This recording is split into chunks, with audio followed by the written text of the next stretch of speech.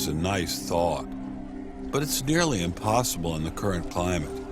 I'd seen the chilling effect that this unquestioning devotion to Darwinism has had on science, but were there other consequences? No gods, no life after death, no ultimate foundation for ethics, no ultimate meaning in life, and no human free will are all deeply connected to an evolutionary perspective. You're here today and you're gone tomorrow, and that's all there is to it. Dr. Will Provine, professor of the history of biology at Cornell University, gave us another disturbing glimpse into where Darwinism can lead. Oh, I was a Christian, but I never heard anything about evolution because it was illegal to teach it in Tennessee. Dr. Provine's first biology professor changed all that. He started talking about evolution as if it had no design in it whatsoever. And I came up to him and I said, "You've left out the most important part." And he said, "If you feel the same way at the end of one quarter, I want you to stand up in front of the students in this class and tell them this deep lack in evolution." And I read that book so carefully, and I could find no sign of there being any design whatsoever in evolution. And I immediately began to doubt the existence of a deity. But it starts by giving up an active deity. Then it gives up the hope that there's any life after death. When you give those two up, the rest of it follows fairly easily. You give up the hope that there's an imminent morality. And finally, there's no human free will. If you believe in evolution, you can't hope for there being any free will. There's no hope whatsoever of there being any deep meaning in human life. We live, we die, and we're gone. We're absolutely gone when we die.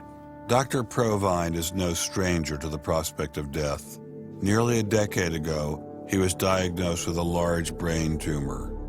Let's suppose my tumor comes back, as it almost certainly will. Well, I'm not going to sit around like my older brother did last year, and he was dying of ALS, Lou Gehrig's disease. He wanted desperately to die, but we couldn't help him die. I don't want to die like that. I'm going to shoot myself in the head long before then. I'm going to do something different. I hope these are empty words for my friend, Dr. Provine, because shortly after this interview was recorded, he learned his brain tumor had returned. I don't feel one bit bad about holding the views that I do. There's not anything in the views I hold that makes me, oh, I wish I had free will, or, oh, I wish there were a God. I don't ever wish that. Dr. Provine's deconversion story was typical amongst the Darwinists we interviewed. Biologist P.Z. Myers, who runs the pro-Darwin anti-religion blog Pharyngula, says science eroded his faith as well. I never hated religion. I found religion quite comfortable, and I liked the people in it. What led to the atheism was learning more about science, learning more about the natural world, and seeing these horrible conflicts with religion. And it was then, when I discovered evolution, when I discovered Darwinism, that I realized there's this magnificently elegant, stunningly elegant explanation, which I didn't quite understand to begin with. When I did understand it, then that finally killed off my remaining religious faith.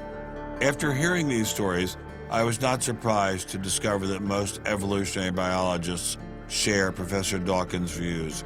It appears Darwinism does lead to atheism, despite what Eugenie Scott would have us believe. And if you separate out the ethical message from religion, what have you got left? You got a bunch of fairy tales, right? I think that God is about as unlikely as fairies, angels, hobgoblins, etc. Religion, I mean, it's just fantasy, basically. It's completely empty of any explanatory content. And it's evil as well.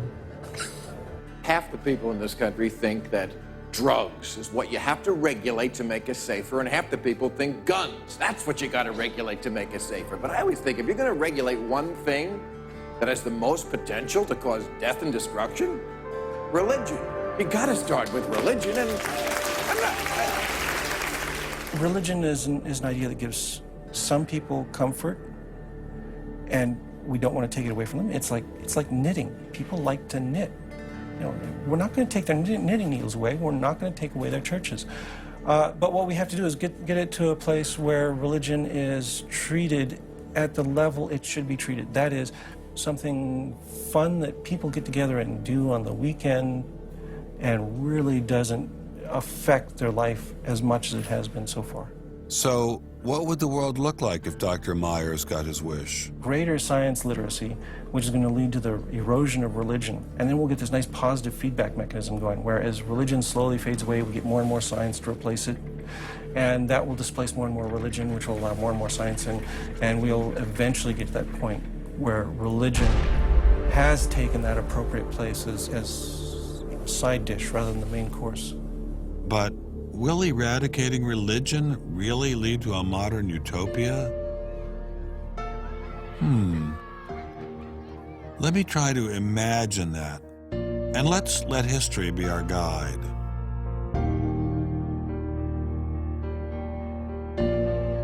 In part, I think Matthew Arnold put his hands on it when he spoke about the withdrawal of faith. There is a connection between a society that has at least a minimal commitment to certain kinds of transcendental values and what human beings permit themselves to do one to the other. That got me thinking, what other societies have used Darwinism to trump all other authorities, including religion? As a Jew, my mind leapt to one regime in particular. The connection between Hitler and Darwin is, of course, historically a difficult connection because they were separated by a good many years. One was English, one was German.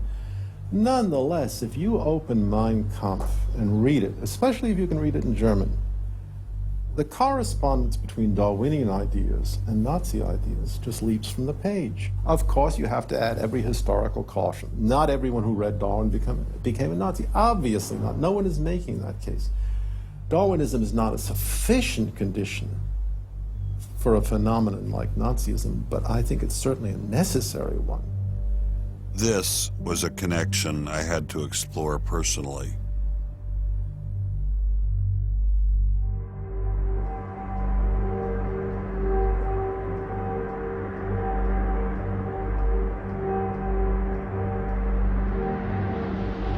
American officers arrive at a Nazi institution seized by First Army troops. Under the guise of an insane asylum, this has been the headquarters for the systematic murder.